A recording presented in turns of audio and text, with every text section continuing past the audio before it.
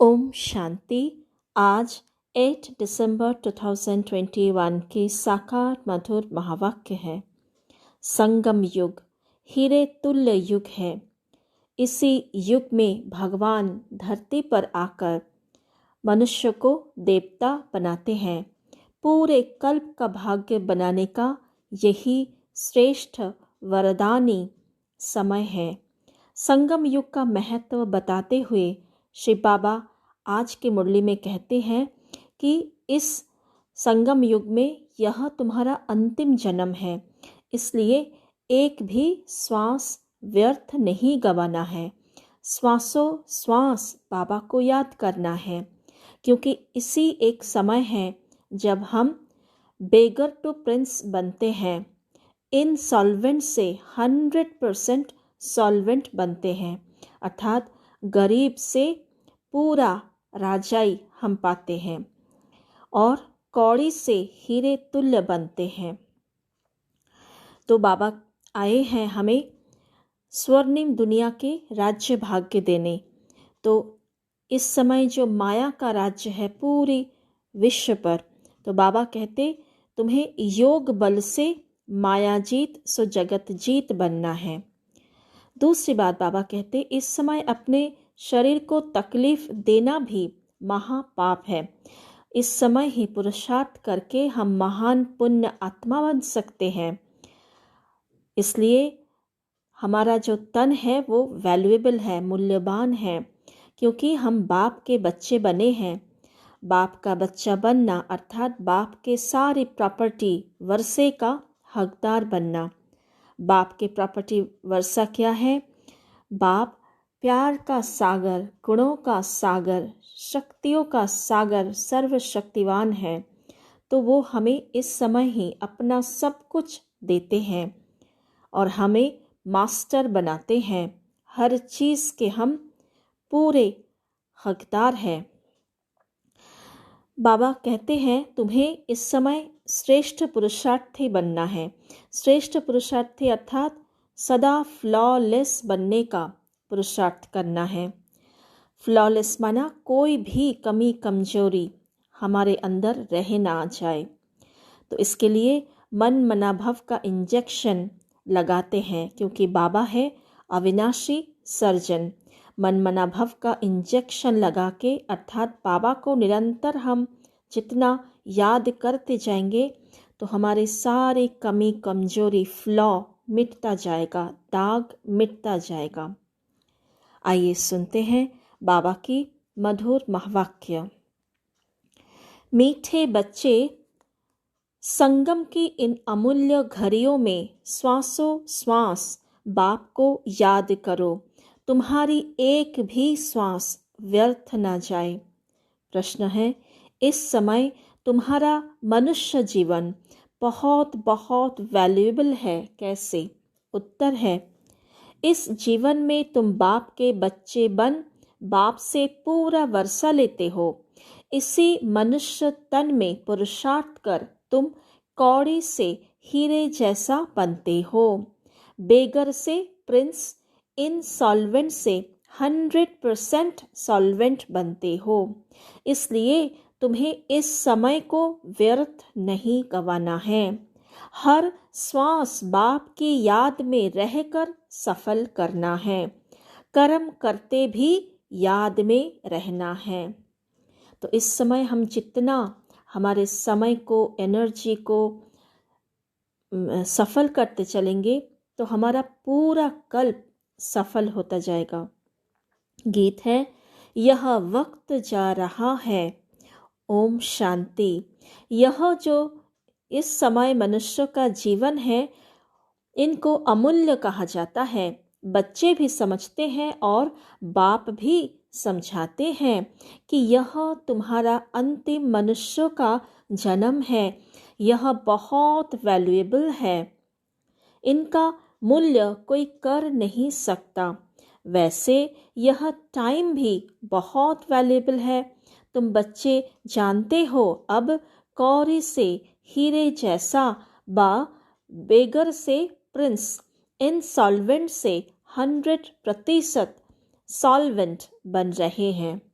यह तुम्हारा मनुष्य तन बहुत वैल्यूएबल है, जबकि बाप के बच्चे बने हो और मनुष्य का वैल्यूएबल नहीं है, क्योंकि और मनुष्य तो बाबा को पहचानते नहीं, तो इसलिए उन्हें ना ज्ञान मिलता है, ना वो राजयोग सीखते हैं, ना वो अपना आने वाले समय को, आने वाले जन्मों को श्रेष्ठ करने का उन्हें भाग्य मिला है। वो भाग्य सिर्फ हम ब्राह्मण बच्चों को ही मिला है। इसलिए हमारा ये तन भी बहुत वैल्यूएबल है, क्योंकि इस तन में रहकर मैं आत्मा पुरुषार्थ कर श्रेष्ठ बन रही हूँ ना। तो बाबा कहते, तुम बच्चों को इस समय अपना श्वास व्यर्थ नहीं गंवाना चाहिए। कैसे सफल करना चाहिए सो तो बाप समझाते हैं। श्वासों श्वास याद करो बाप को। मनुष्य भक्ति मार्ग में तो अनेक प्रकार के सिमरन करते हैं, वह है अनेकों की व्यभिचारी याद। तुम बच्चे एक के सिवाय और किसी को याद नहीं करते हो। समझते हो हमारा श्वास व्यर्थ न जाए। श्वासों श्वास कोशिश कर बाबा को याद करना है। ऐसे डायरेक्शन मिलते हैं, इसमें कोई जाप आदि नहीं करना है। हमारा स्वधर्म ही है आवाज से परे रहना। इस शरीर द्वारा हम पाठ बजाते हैं। आत्मा असुल शांति धाम की रहने वाली है। यह भी हमारे सिवाय कोई कह ना सके कि हम असुल शांति धाम के रहने वाले हैं। कोई पूछे तुम कहाँ के रहने वाले हो, तो तुम कहेंगे हम आत्मा तो शांति धाम की रहने वाली है। बाकी यहाँ के लिए पूछते हो तो यहाँ हम फलानी जगह रहने वाले हैं। अर्थात बाबा इस महावाक्य द्वारा हमें समझाने की कोशिश कर रहे हैं कि हमें निरंतर याद ये रखना है कि हम आत्मा हैं। आत्म अभिमानी स्थिति की हमें निरंतर बनाकर रखना है। शांति धाम से यहाँ आकर शरीर लेकर पाठ बजाना ही है। अभी यह है इस मृत्यु लोक का अंतिम जन्म। इसमें श्वास व्यर्थ नहीं गंवाना चाहिए। वो लोग बहुत फास्ट रखते हैं, फास्ट माना व्रत। उनको कहना है क्यों तुम टाइम वेस्ट करते हो, इससे ऊंचे ते ऊंचे बाप को याद करो। यह भी तुम जैसे जीव घात करते हो। आत्मघात नहीं कहेंगे, क्योंकि आत्मा का घात कभी नहीं होता। दुनिया में लोग कहते हैं आत्महत्या आत्मघात, लेकिन हम तो जानते हैं ना, आत्मा अजर अमर अविनाशी है। आत्मा का विनाश नहीं होता, इसीलिए आत्मघात या आत्महत्या नहीं होता, होता है शरीर का घात या शरीर का विनाश। तो इसीलिए बाबा कहते हैं जीव घात। कहा जाता है जीव घाती महापापी। इस समय अपने शरीर को तकलीफ देना यह भी तो महापाप है।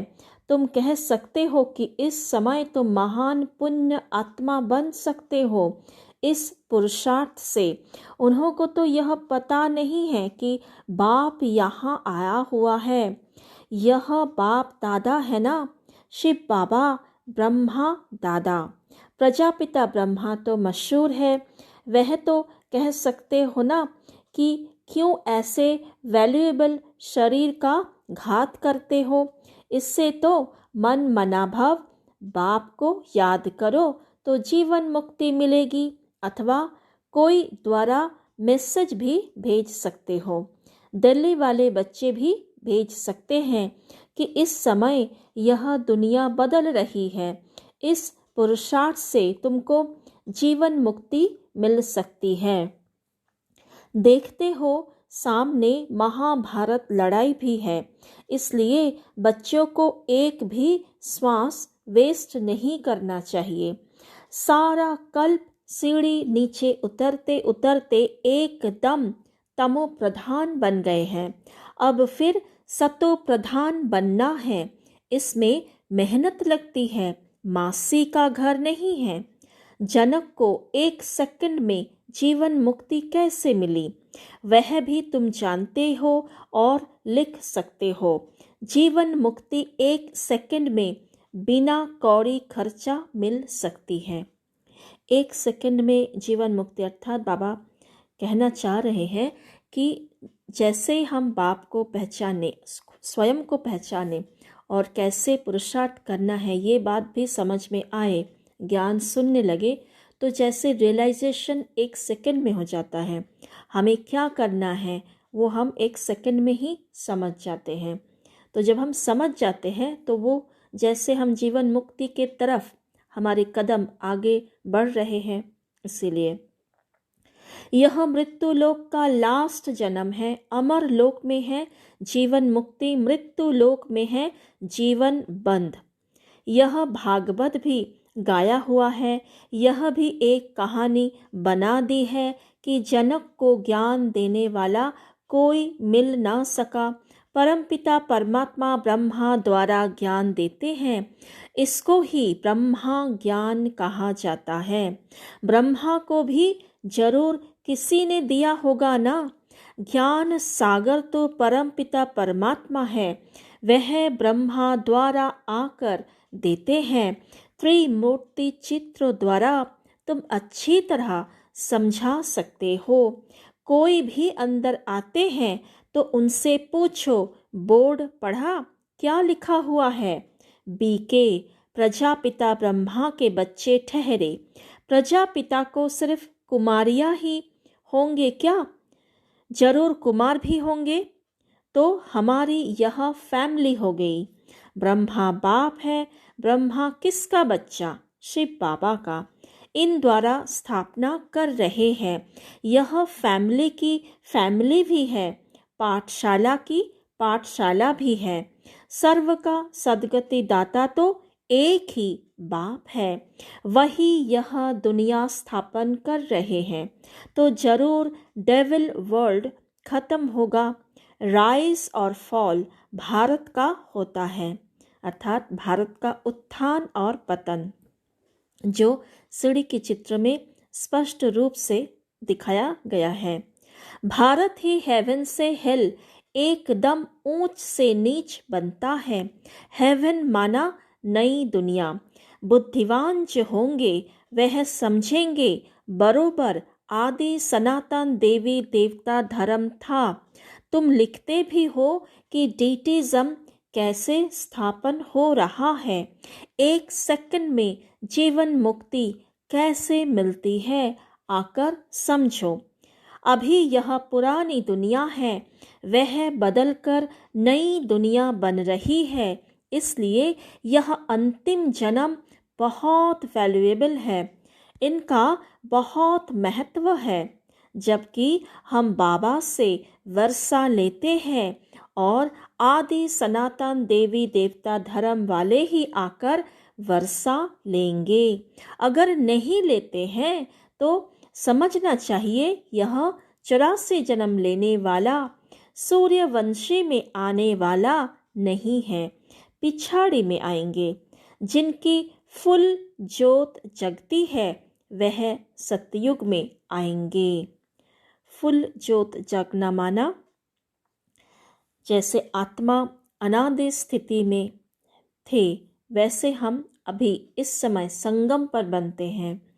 सभी विकारों से मुक्त निर्विकारी निराकारी निरअहंकारी स्थिति हमें अभी संगम युग पर इसी शरीर में रहते हुए हमें धारण करना है। इसी को कहेंगे फुल जोत जगना। पीछे दिन प्रतिदिन कम ताकत वाले होंगे। महान सौभाग्यशाली ही एक्यूरेट नई दुनिया में आएंगे। रहना तो नए मकान में चाहिए। 10-12 वर्ष के बाद जाकर रहे, ऐसा कच्चा पुरुषार्थ क्यों करना चाहिए? मम्मा बाबा नई दुनिया में महाराजा महारानी बनते हैं, तो हम भी क्यों ना बने? सर्विस को बढ़ाए, बच्चों का यह ख्याल चलना चाहिए। बाप कहते हैं, मैं तुमको आज बहुत गुह्य बातें सुनाता हूँ। बाप को जान लिया तो जीवन मुक्ति का हकदार तो बन ही जाएंगे। ज्ञान का विनाश तो होता नहीं। कोई मनुष्य तो अच्छी रीति समझते भी है, कोई तो कुछ नहीं समझते, ऐसे ही देखकर चले जाते हैं। कोई कहकर भी जाते हैं हम जरूर आएंगे, परंतु माया फिर भुला देती है। माया बिल्ली कम नहीं है। गुल वकावली का एक खेल भी दिखाते हैं। यह भी मिसाल तुम्हारे लिए है। बाप ही समझाते हैं, यहाँ तुम आए हो माया पर जीत पहन, जगत जीत बनने। इस पर कहानी बनी हुई है। तुम योग बल में रहते हो माया पर जीत पाने लिए, परंतु माया बिल्ली पासा फिरा देती है। गुल बकावली अल्लाह अवलदीन, यह इस समय की बातें हैं। अल्लाह ही अवलदीन देवता धर्म की स्थापना करते हैं। हतम ताई का खेल भी इस समय का है। ये भिन्न भिन्न प्रकार की कहानियां हैं जो बाबा कहते वो इस समय का यादगार कहानियां हैं। बाप को ना याद करने से माया आ जाती है। जो कुछ हो चुका है उनकी बैठ बाद में कहानियां बनाते हैं। जो होने वाला है वह तो कुछ बता नहीं सकते। पास्ट में जो कुछ हुआ है उसका ड्रामा बनाते हैं। कंस वध, अमृत मंथन, किस्म किस्म के खेल बनाते हैं। वह बेचारे यह नहीं जानते कि यह बेहद का ड्रामा है। तुम जानते हो यह अनादि अविनाशी ड्रामा है। मनुष्य तो कुछ भी नहीं जानते कि यह ड्रामा कितने वर्ष का है। भल कहते हैं हिस्ट्री रिपीट होती है, परंतु समझते नहीं हैं। बाप किस्म किस्म के राज समझाते हैं कि बुद्धि में यह बैठे कि हमारा यह अंतिम जन्म बड़ा वैल्यूएबल है। इसमें टाइम वेस्ट नहीं करना चाहिए। हथ कार्डे दिल यार्डे, दिल तो आत्मा में है ना। आत्मा ही कहती है मुझे तंग नहीं करो, मेरे दिल को दुखी नहीं करो। बुद्धि समझती है, जज करती है, यह हमको सुख देते हैं, यह दुख देते हैं। आत्मा शरीर के बिना तो कह न सके। आत्मा ही सब कुछ सीखती है। संस्कार आत्मा में भरते हैं। अभी तुमको परमपिता परमात्मा सिखला रहे हैं। तुम जानते हो बाप ज्ञान का सागर है, पतित पावन है। वह भारत के लिए सौगात ले आते हैं वैकुंठ की, इसलिए गाया हुआ है सर्व के सदगति दाता। उनका बर्थ प्लेस भारत है। बर्थ प्लेस अर्थात जन्म भूमि। सोमनाथ का मंदिर भी यहाँ ही है। शिव बाबा आया था तब तो उनका यादगार मंदिर बनाया है। वह कब आए, क्या करके गए, यह नहीं जानते। लक्ष्मी नारायण थे, फिर कहाँ गए, वह थोड़े ही समझते हैं कि वह इस पतित दुनिया में है। सतो प्रधान थे, फिर चक्र लगाकर तमो प्रधान बने हैं। नाम रूप तो बदल जाता है ना, हर जन्म में फीचर्स बदल जाते हैं। यह बना बनाया ड्रामा है, इसमें ज़रा भी फर्क नहीं पड़ सकता। फीचर्स एक ना मिले दूसरे से। फीचर्स अर्थात चेहरा। जैसे ही एक जन्म पूरा हो जाता है, दूसरे जन्म में वही आत्मा, उनका शरीर, नाम रूप सब कुछ बदल जाता है। एड्रेस, माता पिता, परिवार सब कुछ बदल जाता है। तो इसलिए बाबा कहते फीचर्स एक ना मिले दूसरे से। बाबा को बच्चों पर रहम पड़ता है कि बच्चे अपने बाप को जान लेवे। मालूम तो पड़ता है ना बीके वृद्धि को पाते रहेंगे। एक दिन यह भी आएगा जो फेरा पहनते रहेंगे। अर्थात अभी उस समय जब मुरली चली, जो आत्माएं बाबा के पास आती थी या प्रदर्शनी में आते थे, लेकिन कुछ समझते नहीं थे, चले जाते थे। तो बाबा कहते एक दिन वो सब आएंगे, क्योंकि वृद्धि होती रहेगी। तुम्हारी प्रदर्शनी में सब आएंगे। दिन प्रतिदिन नाम बाला होता जाता है। बाबा ओपिनियन की भी किताब छपाते हैं, वह भी काम में आएंगी। बहुतों को भेज देनी पड़ेगी। बच्चे जो सर्विसेबल है उनको सारा दिन ख्यालात रखने पड़ते हैं। वह झट कहेंगे भल बीके आकर मिल सकती है। भूख हड़ताल रखते हैं ना, 10-12 दिन के बाद कमजोर हो जाते हैं, फिर इतनी बात नहीं कर सकते। तुम्हारी बात को समझेंगे और कहेंगे कि बरोबर जीवन मुक्ति पाने का यही ठीक रास्ता है। जैसे उस समय बाबा के समय, साकार ब्रह्म बाबा के समय भूख हड़ताल होती थी ना अंग्रेज सरकार के अगेंस्ट, तो बाबा उसके बारे में बता रहे हैं। सर्व का सद्गति दाता तो एक ही बाप है, बाकी सब है भक्ति मार्ग के गुरु। गुरु तो बहुत हो गए हैं ना, स्त्री का पति भी गुरु है, कथा सुनाने वाले को भी गुरु कहते हैं। यह सब समझने की बातें हैं। बच्चों का माथा बहुत विशाल होना चाहिए सर्विस के लिए।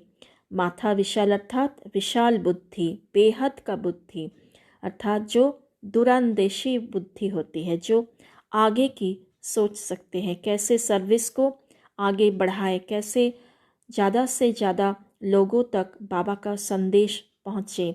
तो वो आत्मा जैसे विशाल बुद्धिवान, विशाल माथा बाबा कहते हैं। बाप को याद कर रावण पर विजय पानी है, श्वास व्यर्थ नहीं गंवाना है। जो समय बर्बाद करते हैं उनको बेसमझ कहा जाता है। बाप कहेंगे किसका जीवन हीरे जैसा बनाने तुम सर्विस नहीं करते हो, कितना waste of time, waste of energy करते हो। अर्थात समय गंवाना, शक्ति गंवाना, कुछ भी समझते नहीं, इसलिए पत्थर बुद्धि कहा जाता है। इसमें सारी योग की बात है। बाप को याद करो और वर्षा ले लो। यह अर्थ कभी कोई समझ ना सके, वह तो ब्रह्म को याद करते हैं। बाप कहते हैं मुझे याद करो तो विक्रम विनाश होंगे। ब्रह्म कोई पतित पावन है क्या? पतित पावन तो परमपिता परमात्मा है। ब्रह्म कैसे हो सकता? बेचारे बहुत भूले हुए हैं। बाप बच्चों को फिर भी कहते हैं बच्चे टाइम वेस्ट नहीं करो, बाबा को याद करो। बाबा जानते हैं कई बच्चे दिन रात बहुत टाइम वेस्ट करते हैं, सारा दिन कुछ भी पुरुषार्थ नहीं करते हैं। बाबा अपना मिसाल भी बताते हैं। भोजन पर बैठते हैं तो भी बाबा को याद करते हैं। हम दोनों इकट्ठे खाते हैं। शरीर में दो आत्माएं हैं ना, अर्थात ब्रह्मा बाबा के तन में एक ब्रह्मा बाबा की आत्मा और एक शिव बाबा की आत्मा, दो आत्माएं हैं। याद करते करते फिर भूल जाता हूँ और ख्यालात आ जाते हैं।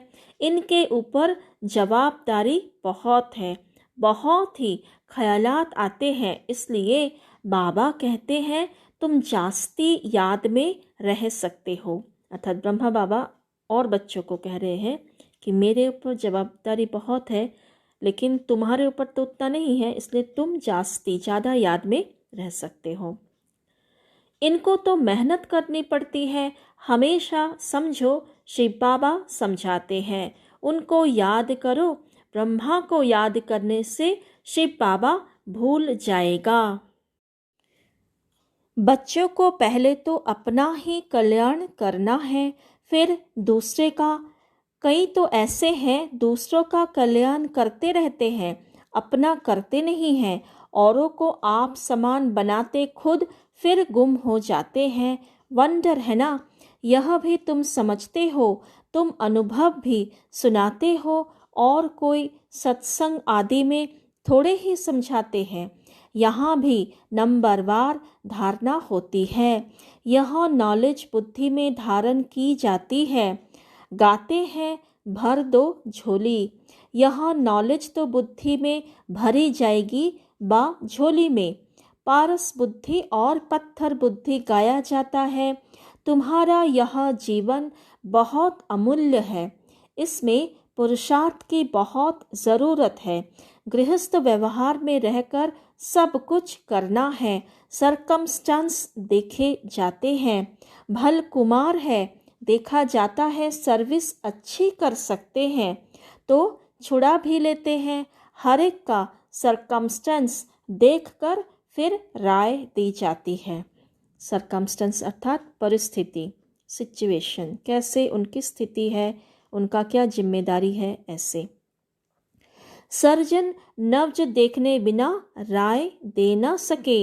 यह है अविनाशी सर्जन। आत्मा को मन मनाभव का इंजेक्शन लगाते हैं। इनका यह एक ही इंजेक्शन है जो 21 जन्म के लिए एवर हेल्दी बना देते हैं। प्रजापिता ब्रह्मा के कितने ढेर बच्चे हैं, कितना बड़ा गृहस्थी है। यह है बेहद का गृहस्थ व्यवहार। यह शिव बाबा का रथ है ना, तो कितनी आमदनी होती है। बाप कहते हैं मैं इस रथ में बैठ नॉलेज देता हूँ, नहीं तो कैसे दूंगा। कृष्ण तो होती है सतयुग आदि में, वही आत्मा सावरी बनी है तो इनके बहुत जन्मों के अंत में प्रवेश करता हूँ। इसलिए सौभाग्यशाली रथ गाया हुआ है। अच्छा, मीठे मीठे सिक्की लधे बच्चों प्रति मात पिता बाप दादा का याद प्यार और गुड मॉर्निंग। रूहानी बाप की रूहानी बच्चों को नमस्ते।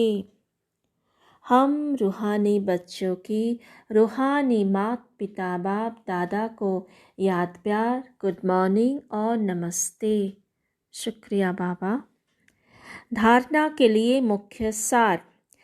पहला, अपना तथा दूसरों का जीवन हीरे जैसा बनाने की सेवा करते रहना है। टाइम, मनी, एनर्जी बर्बाद नहीं करना है। दूसरा, दूसरों का कल्याण करने के साथ साथ अपना भी कल्याण करना है। बुद्धि रूपी झोली में ज्ञान रतन धारण कर दान भी करना है। आज का वरदान, प्रारब्ध की इच्छा को त्याग अच्छा पुरुषार्थ करने वाले श्रेष्ठ पुरुषार्थी भव। प्रारब्ध की इच्छा को त्याग अच्छा पुरुषार्थ करने वाले श्रेष्ठ पुरुषार्थी भव। श्रेष्ठ पुरुषार्थी उन्हें कहा जाता है जो पुरुषार्थ की प्रारब्ध को भोगने की इच्छा नहीं रखते। जहाँ इच्छा है वहाँ स्वच्छता खत्म हो जाती है और सोचता अर्थात सोचने वाले बन जाते हैं। जो यहाँ ही प्रारब्ध भोगने की इच्छा रखते हैं वह अपनी भविष्य कमाई जमा होने में कमी कर देते हैं। इसलिए इच्छा के बजाय अच्छा शब्द याद रखो। श्रेष्ठ पुरुषार्थी सदा फ्लॉलेस बनने का पुरुषार्थ करते हैं, किसी भी बात में फेल नहीं होते। स्लोगन है, साधन कमल पुष्प बनकर यूज करो क्योंकि ये आपके कर्म योग का फल है। साधन कमल पुष्प बनकर यूज करो क्योंकि ये आपके कर्म योग का फल है। साधन अर्थात सुख सुविधाएं, फैसिलिटीज़ जो हमें मिलते हैं हर रोज़ के ज़िंदगी में, तो हमें यूज़ करना है लेकिन उसके अधीन नहीं होना है। अर्थात कोई भी साधन हमें नहीं मिले तो हमें परेशान नहीं होना है। मिले तो भी बहुत अच्छा, ना मिले तो भी बहुत अच्छा, हम फ्री रहे, बंधन मुक्त रहे। अच्छा, ओम शांति। आज की मुरली से मुख्य स्वमान। पहला, मैं संगम युगी श्रेष्ठ ब्राह्मण आत्मा हूँ। मैं आत्मा हीरे तुल्य बन रही हूँ। तीसरा, मैं आत्मा बेगर टू प्रिंस बन रही हूँ। चौथा, मैं बाप से पूरा वर्षा लेने वाली आत्मा हूँ। पांचवा, मैं महान सौभाग्यशाली आत्मा हूँ। छठा, मैं फुल जागती ज्योत सूर्यवंशी में आने वाली आत्मा हूँ। सातवां, मैं आत्मा कर्मयोगी हूँ। आठवां, मैं आत्मा श्रेष्ठ पुरुषार्थी हूँ। अच्छा जी, ओम शांति।